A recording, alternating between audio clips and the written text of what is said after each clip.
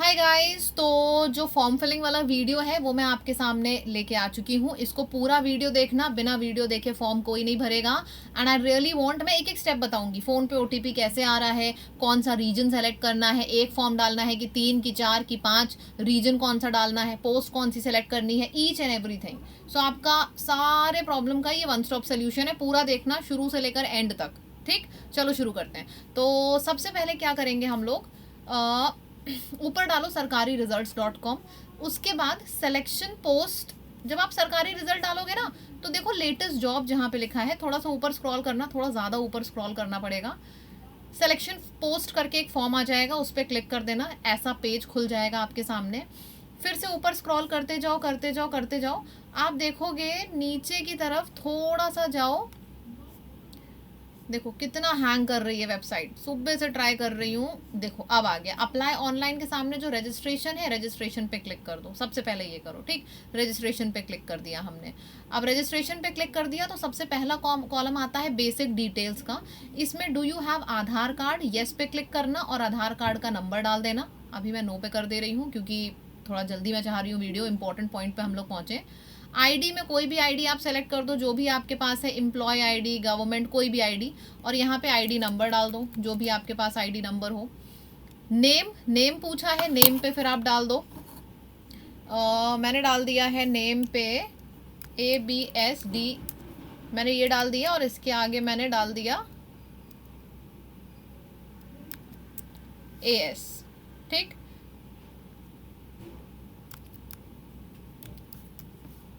ये आपका जो भी नाम हो आप नाम डाल दो। You have change your name, नहीं भैया नहीं किया है। फादर नेम फिर पूछ रहा है, फादर नेम पे भी फिर डाल दो, ठीक है। फादर नेम डाल दिया। मदर नेम पूछ रहा है, मदर नेम डाल दो जल्दी से।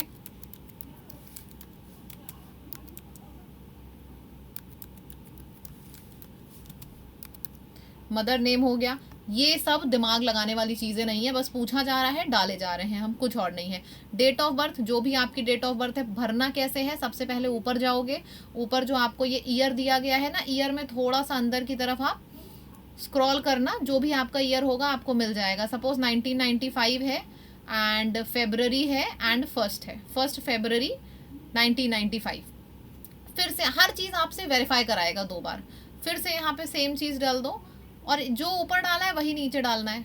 मैंने क्या किया, सबसे पहले 1995 पे गई, 1995, और फिर मैंने फेबररी किया और फिर मैंने फर्स्ट कर दिया। देखो ऊपर और नीचे डेट सेम है, ठीक है भैया, वेरीफाइड है, आगे बढ़े। अब हमसे 10th क्लास का एग्जामिनेशन के डिटेल्स मांग रहा है, क्योंकि यहाँ पे 10th क्लास का भी तो फॉर्म है ना। तो 10th क्लास की डिटेल में जो आपका बोर्ड है उस बोर्ड को सेलेक्ट कर दो, सारे ऑप्शंस दिए गए हैं। फिर उसके बाद एक बार वेरीफाई कराएगा, वेरीफाई कर दो। जो भी आपका रोल नंबर है, रोल नंबर भर दो, जो भी रोल नंबर है, ठीक है। वेरीफाई कराएगा रोल नंबर, वेरीफाई कर दिया हमने, ठीक। उस जो भी रोल नंबर है जो मार्कशीट पे लिखा है वही लिखना। ईयर ऑफ पासिंग पूछेगा, सपोज ईयर ऑफ पासिंग आपका 2011 है, 2014 है, 2014 भर दिया। उसके बाद ईयर ऑफ पासिंग 2014 है, उसके बाद ईयर ऑफ पासिंग भी 2014 हमने भर दिया। वेरीफाई करा रहा है ना 2 बार। फिर आपका जेंडर मेल फीमेल, फीमेल है भैया, हमने फीमेल डाल दिया। फिर लेवल ऑफ क्वालिफिकेशन, मतलब आप कहाँ तक पढ़े हो, जैसे कि जो मैक्सिमम आपकी क्वालिफिकेशन है। अगर आप मैक्सिमम 12th तक पढ़े हो तो 12th डाल देना। अब यहाँ पे मेरे ख्याल से सब ग्रेजुएटेड होंगे तो ग्रेजुएशन हमने सेलेक्ट कर दिया। मोबाइल नंबर आपसे पूछा है, मोबाइल नंबर डाल दिया, ठीक। मोबाइल नंबर हमने डाल दिया। उसके बाद वेरीफाई कराएगा मोबाइल नंबर, वेरीफाई हो गया। फिर आपकी ईमेल आईडी आपसे पूछेगा,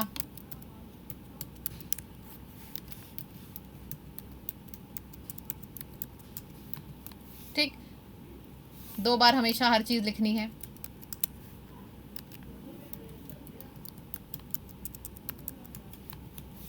वेरीफाई हो गई। फिर हमारी यूनियन टेरिटरी क्या है, यूपी, जो भी आपकी है, सेलेक्ट कर दिया हमने, उत्तर प्रदेश। और फिर हमने डिटेल्स को कर दिया सेव, ठीक। डिटेल सेव करोगे ऐसी स्क्रीन बन के आ जाएगी। यहाँ पे मोबाइल नंबर, ईमेल आईडी जो आपकी एक्चुअल में वर्किंग है वो देखना और उसके बाद कंफर्म कर देना।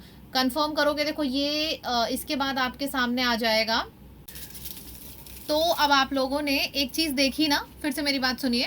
अब हम लोगों ने क्या देखा है कि हमारे पास ऑलरेडी एक रजिस्ट्रेशन नंबर आ चुका है ना। जब आपने कंफर्म किया पिछले वाली स्क्रीन पे, जब आपने कंफर्म कर दिया तो आपने जो मोबाइल नंबर डाला है या फिर मेल डाला है उस पर आपके पास OTP आएगा। अब आप वापस उस विंडो को क्लोज कर दोगे, दोबारा से इधर आ जाओगे इस वाली विंडो पे, अप्लाई ऑनलाइन पे। अब आपके पास एक रजिस्ट्रेशन नंबर हो चुका है, रजिस्ट्रेशन का स्टेप खत्म हो चुका है, ठीक। अब सेकंड स्टेप है, अब हम लॉगिन करते हैं। अब हम लॉगिन पे जाएंगे। लॉगिन के बाद ये जो हमारा यूज़र नेम या फिर रजिस्ट्रेशन नंबर हमको दिया है, जो मेरा रजिस्ट्रेशन नंबर आया है फॉर्म का मैं भर दूंगी, आप लोग अपना अपना भर दो।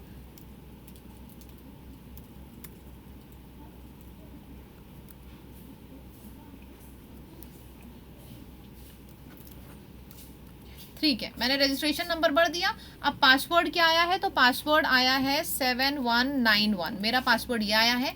आपका जो भी पासवर्ड आया है आप भर दो।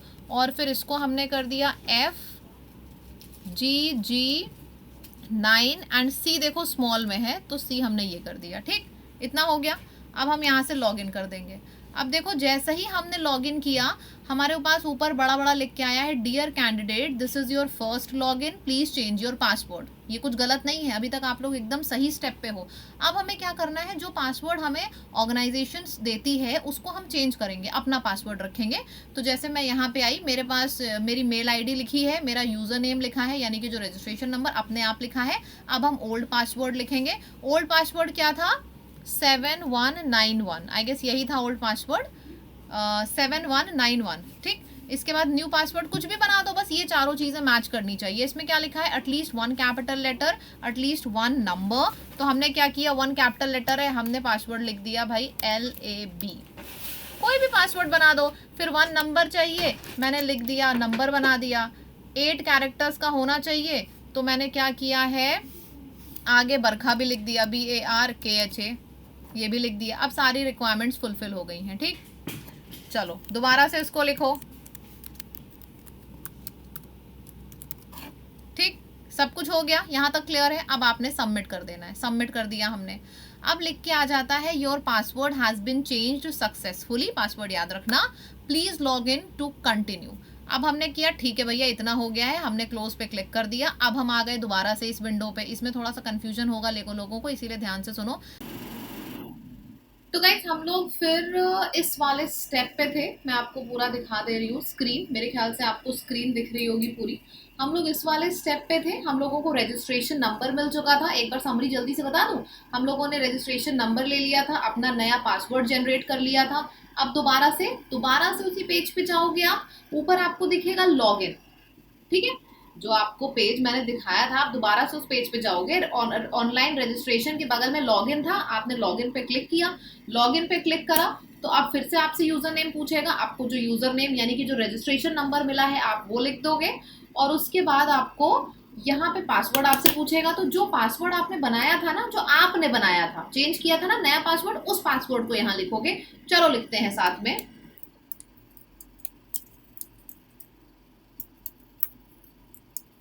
लिख दिया पासवर्ड। उसके बाद ये जो टेक्स्ट है ये भी लिखने को बोलेगा, ये भी लिख दो। NK क्या है, F है, उसके बाद 4 है और फिर कैपिटल F। कैपिटल और स्मॉल का ध्यान रखो, जो इधर लिखा है वही एग्जैक्टली होना चाहिए, NKF4F, ठीक है। मैंने लिख दिया। अब मैंने लॉगिन करा। जैसे ही आप लॉगिन करोगे आप देखोगे आपके सामने आपका जो रजिस्ट्रेशन फॉर्म था वो दोबारा से खुल गया है, जिसमें से बेसिक डिटेल्स वाला स्टेप आप ऑलरेडी भर चुके हो, इसको आपको दोबारा से नहीं भरना है। देखो ऑलरेडी जो आपने भरा है वो यहाँ पे आ जाएगा, ठीक, पूरा है। अब आप फॉर्म को नीचे तक करो और नेक्स्ट पे क्लिक कर दो। अब जैसे ही आप नेक्स्ट पे क्लिक करोगे, नेक्स्ट पे क्लिक करते हैं, ठीक है, आपने नेक्स्ट पे क्लिक किया। अब ये जो आप देख रहे हो यहाँ पे बेसिक डिटेल्स, अब आपका जो कॉलम है वो 2 पे पहुंच चुका है। अब आपको एडिशनल इन्फॉर्मेशन भरनी है। एडिशनल इन्फॉर्मेशन चलिए बताते हैं कैसे भरेंगे। आप अपनी कैटेगरी भरोगे, जनरल भर दिया, फिर 2 बार, एक बार कैटेगरी भरी जाती है, एक बार वेरीफाई, आपकी जो भी है ST SC OBC कैटेगरी भरिए। नेशनैलिटी पे क्लिक करो, इंडियन हो आप तो सिटीजन ऑफ इंडिया पे करो। आइडेंटिफिकेशन मार्क का मतलब होता है कि आपके कोई स्ट्रेच मार्क्स है या कोई निशान है या कोई आपके दाग है, कोई छोटा सा आपका नेल्स पे कुछ हो गया है, तो जो भी आपके कोई भी जो आपके आइडेंटिफिकेशन है आपकी बॉडी में होता है ना, कभी किसी के तिल होता है, जैसे मेरे यहाँ पे तिल है, कभी किसी के यहाँ पे स्ट्रेच मार्क्स होते हैं, कभी एक्सीडेंट हो गया होता है तो हाथ पे कुछ मार्क हो जाता है, तो वो आप यहाँ पे लिख दोगे जो भी मार्क लिखना है। मैंने सपोज ऐसी जनरल लिख दिया, नेल्स पे ऊपर कोई एक मार्क है, मेरे नेल्स टूटे हुए हैं, तो ऐसा कुछ मैंने कर दिया। या फिर 6 फिंगर्स हैं किसी की, तो किसी ने लिख दिया कि भाई मेरी 6 फिंगर्स हैं, तो आप मार्क लिख दोगे अपना, ठीक। उसके बाद are you a person with, अगर किसी की भी डिसेबिलिटी है किसी भी तरीके की वो हो सकती है, यहाँ पे लिखा है ब्लाइंडनेस या फिर सुन नहीं पा रहा है, चल नहीं पा रहा है, तो आप यहाँ पे यस करोगे। अगर नहीं है तो नो पे क्लिक रहने दो। अगर यस है तो यस करने के बाद टाइप ऑफ डिसेबिलिटी हम सेलेक्ट करेंगे। अब चूंकि यहाँ पे नो टाइप किया है तो कुछ भरने वाला है ही नहीं, नीचे नीचे जाएंगे। फिर आपसे परमानेंट एड्रेस पूछा जा रहा है। परमानेंट एड्रेस हम लोग फिल कर देंगे जो भी हमारा परमानेंट एड्रेस है, जैसे कि हमने फिल कर दिया लखनऊ मार्केट, जो भी है, हाउस नंबर आपने डाल दिया 640, ऐसी रैंडमली आपने कर दिया, डाल दिया। उसके बाद आपसे स्टेट सेलेक्ट करेगा, उत्तर प्रदेश मैंने सेलेक्ट कर लिया। फिर आपसे डिस्ट्रिक्ट पूछेगा, डिस्ट्रिक्ट जो भी आपकी डिस्ट्रिक्ट होगी, लखनऊ लखीमपुर, वो डिस्ट्रिक्ट आप सेलेक्ट करोगे। पिन कोड अपने जगह पे आप डाल दोगे, जो पिन कोड है पिन कोड डाल दिया, ठीक। अब नीचे आएगा is present address the same as permanent address, मतलब जहां आप रह रहे हो वही आपका परमानेंट एड्रेस है, या फिर आप अभी यहाँ पे रह रहे हो लेकिन आपका जो परमानेंट एड्रेस है वो गोरखपुर है, सीतापुर है। कुछ लोगों का ऐसा होता है, दिल्ली में प्रिपरेशन करते हैं लेकिन रहने वाले होते हैं लखनऊ के, सीतापुर के, ठीक। तो अगर आपका सेम है, जहां आप रह रहे हो वहीं प्रिपरेशन कर रहे हो, तो कह दोगे यस। जैसे ही आप यस करोगे तो जो ऊपर फॉर्म लिखा है वो अपने आप नीचे भर जाएगा, ठीक। बस बाकी तो कुछ भरना नहीं है। हमने फिर से क्या कर दिया, सेव कर दिया इसको। Additional and contact details are saved successfully, ऊपर लिख के आ जाएगा, परफेक्ट। हम लोग स्टेप नंबर 2 भी कर चुके हैं, क्लोज कर दिया। अब इसको फिर से, अब हम आ जाएंगे स्टेप नंबर 3 फाइनल सबमिट के ऊपर। डिक्लेरेशन लिखा है, यहाँ पे अग्री पे क्लिक करना और फाइनल सबमिट कर देना। कुछ लोग सोचेंगे भैया ना पोस्ट पूछी गई, यही सोचोगे ना, अपना पोस्ट पूछी गई, ना फोटो डाला गया, ना साइन डाला गया, यही आप लोग सोच रहे होगे। ऐसा कुछ नहीं है, सब कुछ होगा। अभी हम लोग सिर्फ एक बेसिक रजिस्ट्रेशन कर रहे हैं। अभी आपसे पोस्ट पूछी जाएगी, फोटो डाली जाएगी। अब देखो, जो भी आपने मोबाइल नंबर लिखा है, मोबाइल नंबर देखो उस पर कोई ना कोई ओटीपी आया होगा,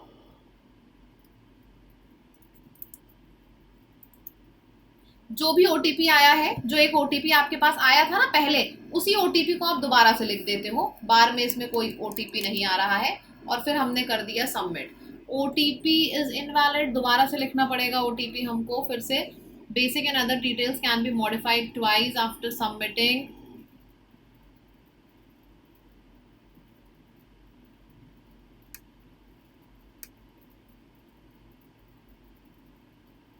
चलो, ईमेल के ऊपर जो ओटीपी आया था वो आप लिखोगे। चलिए लिखते हैं ईमेल के ऊपर जो ओटीपी आया था।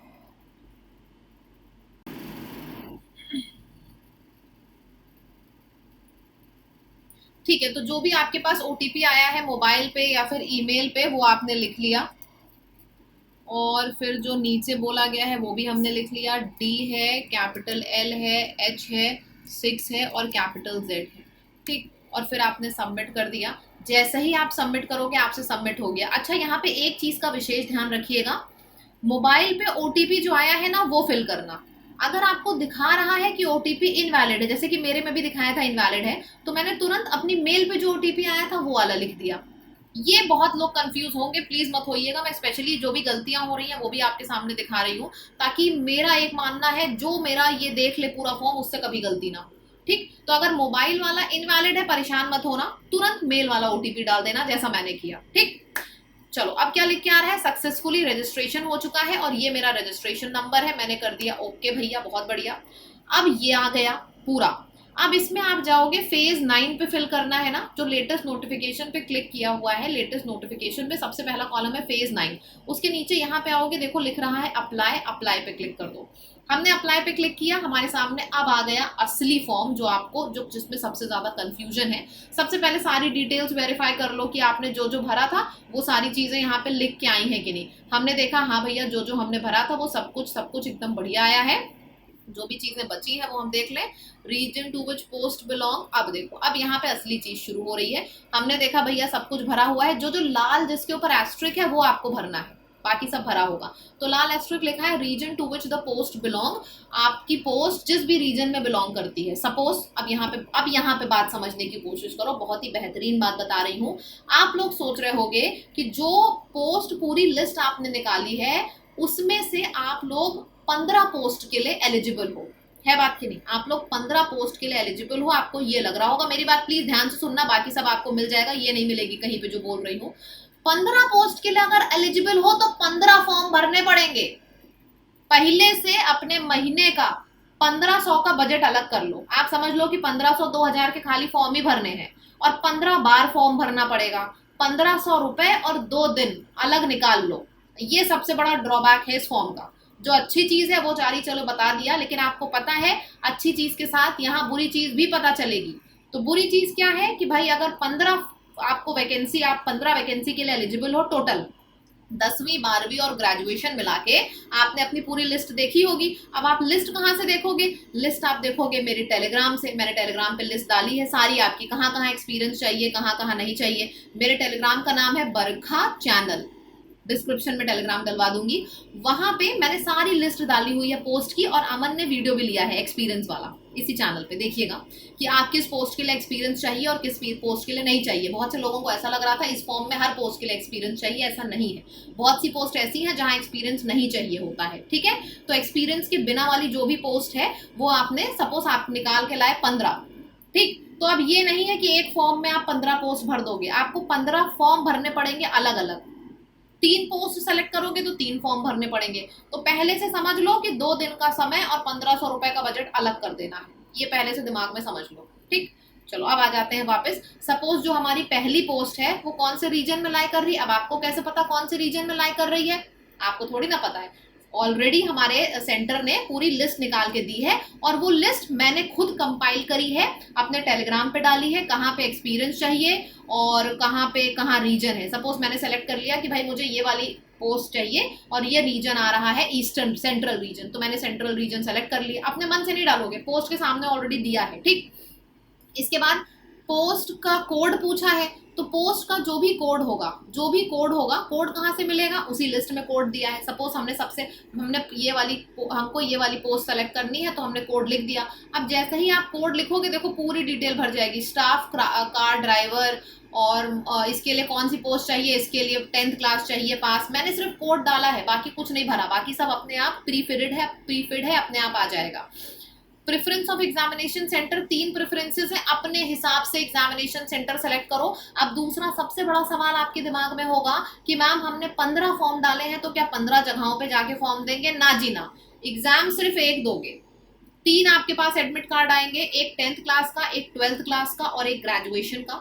10th क्लास से रिलेटेड सपोज आपने 3 पोस्ट भरी है तो उन तीनों पोस्टों के लिए आपको सिर्फ एक एग्जाम देना है 10th क्लास वाला। अगर क्वालिफाई हुआ तो तीनों पोस्ट जो आपने भरी है वहां से कॉल आएगा, ठीक? एग्जाम केवल 3 ही देना है, एक 10th के लिए, एक 12th के लिए, एक ग्रेजुएशन के लिए। लेकिन ये बढ़िया है ना, एग्जाम 3 देना है लेकिन पोस्ट आप 15 भर सकते हो। तो कुछ फायदे हैं भाई, कुछ नुकसान है, सिक्के के 2 पहलू होते हैं। सबसे पहला पहलू जो फायदा है, खाली 3 पेपर देना है, 3 एडमिट कार्ड आएगा। लेकिन एक पेपर, अगर आप 10th क्वालिफाई कर रहे हो 10th वाला पेपर, तो उससे रिलेटेड 5 जगहों से कॉल आएगा क्योंकि आपने 5 पोस्टों के लिए अप्लाई किया है। ये सबसे बड़ा बेनिफिट है। नेगेटिव पॉइंट क्या है कि बार बार फॉर्म भरना पड़ेगा, कम से कम 2 दिन अलग रख लो फॉर्म भरने के लिए। तो पॉजिटिव और नेगेटिव भाई मैंने दोनों बता दिया है। अब सेंटर, सपोज मैं आगरा की रहने वाली हूँ, मैंने आगरा सेलेक्ट कर लिया। सेंटर 2 मैंने सेलेक्ट कर लिया प्रयागराज। सेंटर नंबर 3 मैंने सेलेक्ट कर लिया बरेली। मैंने तीनों सेंटर सेलेक्ट कर लिया। आप अपने हिसाब से जो आपके जहाँ पे आप रहते हो उसके आसपास के जो सेंटर्स हैं वो सेलेक्ट कर लो। ये नोट लिखा हुआ डॉक्यूमेंट वेरिफिकेशन वहां पे होगा जहां पे इसका सेंटर का ऑफिस है। एक्स सर्विसमैन, अच्छा समझो, अगर आपके पास ऑलरेडी आप एक एक्स सर्विसमैन हो या फिर आप किसी आर्म्ड फोर्स में बिलोंग करते हो, तब आप येस पे क्लिक करोगे, ठीक? येस पे, और सारी डिटेल्स भर दोगे, ठीक? लेकिन अगर आप नहीं हो तो फिर आप नो पे क्लिक करोगे। देखो फॉर्म धीरे हो गया अचानक से। नो पे क्लिक करोगे और कोई डिटेल भरने की जरूरत नहीं है, कोई डिटेल भरने की जरूरत नहीं है क्योंकि आपने नो पे क्लिक किया हुआ है, ठीक? ये सब उनके लिए है जो येस पे क्लिक करेंगे। अब यहाँ पे आ जाते हैं, दोबारा से लिखा है will you make own arrangement, ये है नहीं नहीं नहीं नहीं, ये सब आपको भरना ही नहीं है। वेदर स्किल टेस्ट रिक्वायर्ड, अब देखो आपको लग रहा होगा ये नो कैसे भर गया। नो इसलिए भरा है क्योंकि जो आपने पोस्ट का कोड लिखा था ना CR10921, इस पोस्ट के लिए स्किल टेस्ट टाइपिंग वगैरह कुछ रिक्वायर्ड नहीं है। तो आपको नो अपने आप से नहीं डालना है, आप जैसे ही कोड डालोगे अपने आप नीचे लिख के आ जाएगा कि भाई जो पोस्ट का कोड आपने डाला है उस पोस्ट के कोड के लिए आपका कोई भी स्किल का टेस्ट रिक्वायर्ड नहीं है। क्लियरली यहाँ पे देखो लिखा गया है, ठीक है। अब देखो नो अपने आप सेलेक्टेड है, हमने टाइप नहीं किया, अपने आप आ गया। अब यहाँ पे एस्ट्रिक क्या है कि select medium of skill test, जब स्किल टेस्ट है ही नहीं तो मीडियम सेलेक्ट नहीं करना है। अगर आप किसी और पोस्ट के लिए अप्लाई करोगे, जैसे कि आपको करके दिखा दूं सामने, सपोज मैंने कोड डाल दिया है ये वाला 1121, ये है कंजर्वेशन असिस्टेंट। अब देखो इसके लिए स्किल टेस्ट रिक्वायर्ड है, हाँ इस नहीं, वेदर स्किल टेस्ट रिक्वायर्ड नहीं, इसके लिए भी रिक्वायर्ड नहीं है। तो अलग अलग पोस्ट है, हो सकता है किसी पोस्ट के लिए रिक्वायर्ड हो। अगर रिक्वायर्ड है तो आप सेलेक्ट करोगे कि आपको कौन सा मीडियम चाहिए, इंग्लिश या हिंदी। अगर नहीं रिक्वायर्ड है तो अपने आप ही नो सेलेक्टेड है। वेदर सीकिंग एज रिलैक्सेशन, अगर आप किसी चीज़ की वजह से आपको एज रिलैक्सेशन मिलना चाहिए, जैसे SC ST को कुछ एज रिलैक्सेशन मिलता है, OBC को कुछ मिलता है, तो अगर हो आप OBC तो आप यहाँ पे करोगे कि हाँ भाई यस हमको रिलैक्सेशन चाहिए। अगर हम एक्स सर्विसमैन है तो हमको 2 साल का रिलैक्सेशन चाहिए। लेकिन अगर नहीं हो तो कोई बात ही नहीं, तब आप सीधे नो पे क्लिक कर दोगे। Please select whether ex serviceman, ex serviceman वाला मेरा छूट गया है, क्या कॉलम देखो कहाँ लिखा है, एक्स सर्विसमैन वाला कॉलम छूट गया है क्या? नहीं, यहाँ पे नो हम भर देंगे। जैसे ही हम यहाँ पे नो भरेंगे तब तक देखो नीचे कुछ नहीं, सीकिंग एज रिलैक्सेशन नो, बस नो है तो नीचे भरना ही नहीं है। अगर आप यस भरते तो आप यहाँ पे लिखते कि कौन सी एज रिलैक्सेशन है। सपोज किसी ने यस भरा तो आप इसको नीचे करोगे क्लिक कि आप डिफेंस में हो या 3 साल का एक्सपीरियंस है, किस बेसिस पे आप एज रिलैक्सेशन मांग रहे हो, सेलेक्ट कर दोगे यहाँ पे। लेकिन भैया हमको चाहिए नहीं, हम नॉर्मल कैंडिडेट है तो हमने नो सेलेक्ट कर दिया। Essential qualification for the post, अब जो एसेंशियल क्वालिफिकेशन है वो आपने सेलेक्ट की, क्वालिफिकेशन है मिनिमम 10th पास, ये क्वालिफिकेशन है, आपने इसको सेलेक्ट कर दिया। जो आपने पोस्ट का कोड ऊपर भरा है उसके लिए मिनिमम ये क्वालिफिकेशन चाहिए। हो सकता है आप ग्रेजुएशन वाली भरो तो ग्रेजुएशन आ जाएगा। सब्जेक्ट इसके लिए सिविल इंजीनियरिंग चाहिए, ठीक है। जो पोस्ट भरोगे उसके हिसाब से नीचे आएगा, अपने मन से नहीं आएगा कि आप इंग्लिश हिंदी सेलेक्ट करो। हमने जो पोस्ट भरी है इसके लिए हमको इंजीनियरिंग चाहिए तो यहाँ पे सेलेक्ट हो गया। फिर क्या है, और तो कुछ भरा नहीं है। डिटेल्स, वर्क एक्सपीरियंस है ही नहीं तो डिटेल्स क्या भरे। वर्क एक्सपीरियंस अगर आपको होगा तभी आप एक्सपीरियंस भरोगे। जैसे आपको किसी ने कहीं काम किया है, भले ही प्राइवेट में करो या गवर्नमेंट में, एक ऑर्गेनाइजेशन में आपने कर दिया, फिर आप ऐड करोगे तो आपका 2 ऑर्गेनाइजेशन आ जाएगा। जैसे मैंने कर दिया कि भाई मैं यहाँ पे मैंने काम किया है, इस डेजिग्नेशन पे किया है, मेरा ये ड्यूटी का नेचर है, मैंने यहाँ से यहाँ तक किया है, एक मैंने भर दिया। लेकिन मैंने तो 2 कंपनी में किया है तो दूसरी बार आप यहाँ पे ऐड कर दोगे, ठीक। क्योंकि अब मेरे पास एक्सपीरियंस है नहीं तो मैं ये भरूंगी नहीं कॉलम, अगर एक्सपीरियंस होगा तो जरूर भरिएगा। फिर लिखा है the candidate will be required to submit experience certificate. जो आप यहाँ पे लिख रहे हो उसी का जब डॉक्यूमेंट वेरिफिकेशन होगा वही चीज लिखना जिसका आपके पास डॉक्यूमेंट हो, क्योंकि जब डॉक्यूमेंट वेरिफिकेशन होगा तो आपके संग ये वर्क एक्सपीरियंस का सर्टिफिकेट मांगा जाता है, क्लियरली यहाँ पे लिखा है, ठीक है। अब बाकी सारी चीजें तो जो मैंने भरी थी वो भरी दी है। अच्छा, फोटोग्राफ और सिग्नेचर जो आपको अपलोड करना है यहाँ से आप चूज करोगे। जैसे ही आप चूज फाइल करोगे आपके लैपटॉप में आपने जहां पे भी सेव करी होगी आ जाएगी। उसके बाद आप डिक्लेरेशन पे यस करोगे और यस पे करने के बाद आप एक बार प्रीव्यू कर लेना जो भी भरा है सब सही है कि गलत है, उसके बाद सबमिट कर दोगे आप, ठीक। और यहाँ जैसे ही आप प्रीव्यू करोगे, जब आप प्रीव्यू पे क्लिक करोगे ना, प्रीव्यू पे यहाँ पे हमने प्रीव्यू पे क्लिक किया, जब फोटो और फॉर्म डाल दोगे तो उसके बाद पूरा फॉर्म आ जाएगा, ऊपर सबमिट का बटन होगा, सबमिट कर देना, श्री गणेश हो गया आपका। अब सबसे अहम बात है फोटो, तो वो भी मैं आपको बता दूं कि किस तरीके से चाहिए होगी। एक एक चीज भाई रखी है यहाँ पे हमने ताकि आप लोगों को कोई तकलीफ ना हो। अब फोटो देखो ये वाली चाहिए, देखो आपको दिख रही है, दिख रहा है स्क्रीन के ऊपर, स्क्रीन के ऊपर दिख रहा है ना सब कुछ, ठीक है। तो अब भाई देख लो किस तरीके की फोटो चाहिए होगी हमको। सबसे पहले तो भैया वेलकम टू लैब, फोटो हमें इस तरीके की चाहिए होगी। अगर आपके पास ये है तो ठीक है, अगर बहुत ज्यादा कलर्ड है नहीं अलाउड है, अगर बहुत क्लोज है नहीं अलाउड है, ब्लर फोटो है नहीं अलाउड है। देखो दोनों ब्लर की 3 कैटेगरी है, नहीं अलाउड है, सिर्फ ये अलाउड है अभी तक। आगे बढ़ते हैं, उल्टी फोटो नहीं अलाउड, डार्क नहीं अलाउड, चश्मा पहना है, कैप पहनी है नहीं अलाउड, स्पेक्स है नहीं अलाउड है। ये बहुत इंपॉर्टेंट पॉइंट है, जो लोग चश्मा लगाते हैं बिना चश्मा के फोटो खिंचाइएगा वरना फॉर्म रिजेक्ट हो जाएगा। ये तो पक्की बात है कि कोई टोपी और गॉगल्स पहन के नहीं खिंचवाता है, लेकिन बहुत लोगों की आदत होती है चश्मा पहने हैं, चश्मा पहने पहने खिंचवा देते हैं। मत करिएगा ये गलती, ध्यान से सुन लीजिए, ठीक। और ये स्मॉल भी नहीं रिक्वायर्ड है, तिरछी नजर है वो भी नहीं रिक्वायर्ड है, कैप पहना है वो भी नहीं रिक्वायर्ड है। सिर्फ अभी तक इस टाइप की जो नॉर्मल फोटो होती है चश्मा उतार के, सिर्फ वही रिक्वायर्ड है। ठीक, ये मैंने सीधे नोटिफिकेशन से स्क्रीनशॉट डाला है, तो ये मत सोचना कि अपने मन से डाला है। चलो, तो यहाँ पे आपका फॉर्म फिलिंग कंप्लीट होता है। अब चूंकि आप लोगों ने फॉर्म भरने के साथ साथ आप लोग तैयारी भी करना चाहोगे, तो जो ये यूट्यूब चैनल है, यहाँ पे जितने भी लोग नए हैं, सबसे पहले तो इसको सब्सक्राइब कर दो चैनल तुरंत, क्योंकि यहाँ पे हम सिर्फ तैयारी नहीं कराते हैं, टारगेटेड सिलेक्शन तैयारी कराते हैं। टाइमिंग्स मैं आपको बता दे रही हूँ, स्क्रीनशॉट ले लीजिए अभी के अभी। 7 बजे सुबह आपका जीके और करंट अफेयर चलता है, और 7:45 पे वोकैबुलरी और कॉम्प्रीहेंशन मैं कराती हूँ। 7:45 मैं खुद पढ़ाती हूँ, 11:30 बजे ग्रामर कराती हूँ, और 5 बजे कॉन्ट्स। केवल 4 सेक्शन हो रहे हैं, केवल 4 लेक्चर्स हो रहे हैं लैब पे, याद कर लो। नोटिफिकेशन का वेट मत करना कि भैया नोटिफिकेशन नहीं आई मैम इसलिए हम लेक्चर नहीं कर पाए। सुबह 7 और 7:45, 2 ये हो गया, ठीक। फिर 11:30 और 5 रट लो, इसको मत मिस करना, सिलेक्शन एक बार में टारगेटेड होगा, ठीक। अच्छा, एक और लेक्चर है, मेरी फ्री क्लासेस होती हैं, संडे को सैटरडे को फ्री क्लासेस होती हैं, जिसमें मैं पूरा का पूरा आपको प्रीवियस पेपर कराती हूँ। उस क्लास में आप एडमिशन ले सकते हो। क्लास की लिंक मैं हमेशा अपने टेलीग्राम पे शेयर करती हूँ, ये मेरा टेलीग्राम है बरखा चैनल, ज्वाइन कर लो इसको, ताकि आपकी रियल प्रैक्टिस हो। और जब आप क्लास पे जाते हो ज्वाइन करने, आपसे कोड पूछेगा, कोड आपको डालना होता है स्टडी डालोगे, मेरे क्लास में एडमिशन मिल जाएगा, ठीक। अभी के लिए शॉर्ट में सिर्फ ये सिलेबस याद रखना सब लोग, और सबसे इंपॉर्टेंट चीज है ये फोटो एक्सेप्टेड है और कोई नहीं, ये याद रखना आप सब लोग, ठीक। तो अब मैं एक्सपेक्ट कर रही हूँ कि मेरे इस वीडियो से आप सब लोगों को बहुत बहुत बहुत बेनिफिट हुआ है, एंड 100% हुआ होगा। मैंने एक एक चीज क्लियर करी है।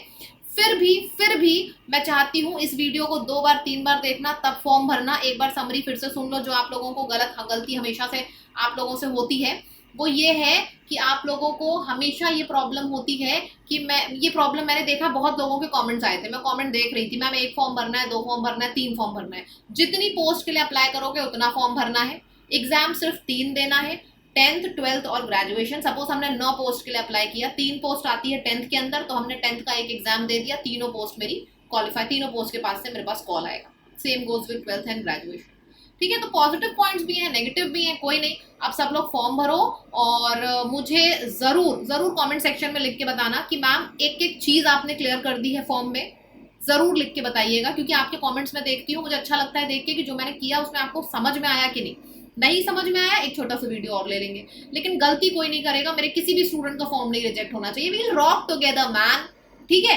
फॉर्म भरो जल्दी से, और फिर इस सिलेबस को याद कर लो। 7, 7:45, 11:30 और 5 मंडे से सैटरडे क्लासेस होती हैं।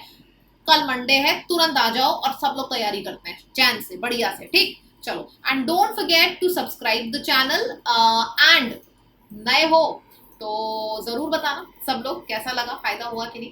फाइनली कंप्लीट हो गया फॉर्म। एक चीज और बता दूं, मैंने इस फॉर्म के लिए कम से कम 50-60 अटेम्प्ट्स दिए, तब जाके ये फॉर्म अभी भरा है।